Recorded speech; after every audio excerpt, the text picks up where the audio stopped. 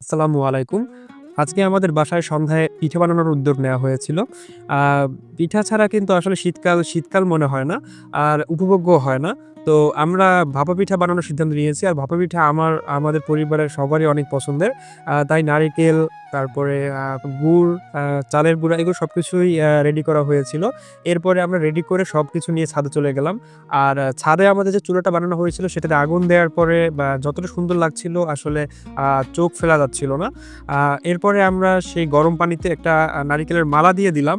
যাতে করে এই পানিটা ফুটে উপরের দিকে না উঠে আসে। আ এরপরে আমরা সুন্দর করে এটা বেঁধে নিলাম। আর ভাপা পিঠায় তো এগুলো আসলে একদম কমন প্রসেস, এগুলো তো করতেই হয়।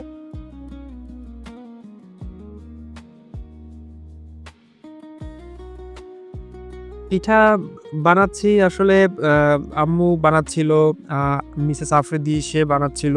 আমরাও টুকটাক চেষ্টা করেছি। আ পিঠা খাওয়ার থেকে আসলে এই পিঠা বানানোর প্রসেসটাই কিন্তু সবচেয়ে বেশি মজার এবং খুব ভালো লাগে। আর শীতের হালকা একটা হিমেল হাওয়া ছিল ছাদে, যেটা আসলে একটা অন্যরকম অনুভূতি দিয়েছিল। মনে হচ্ছিল শীতই চলে এসেছে।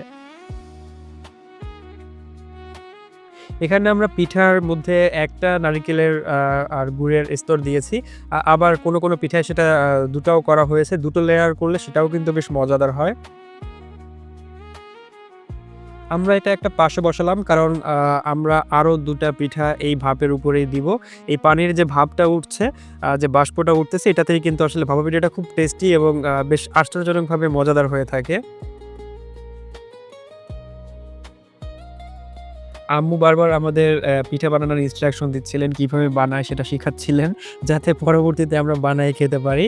কারণ আম্মুদের ধারণা যে পরের জেনারেশন আসলে তেমন কিছুই করতে পারবে না। এখন তারা যেটা পারে, আর এটা আসলে আমরা দেখেছিও আমাদের নানীরা যেটা পারতেন সেটা হয়তো আমাদের মায়েরা সেটা অতটা বানায় না। আর আমাদের পরের জেনারেশন গুলো সাধারণত এই ট্র্যাডিশনটা থেকে আসলে দূরেই চলে যাচ্ছে। আমাদের পিঠা বানানো শেষ। আমরা ভেঙে দেখছিলাম কেমন হয়েছে এবং একটু খেয়েও টেস্ট করলাম।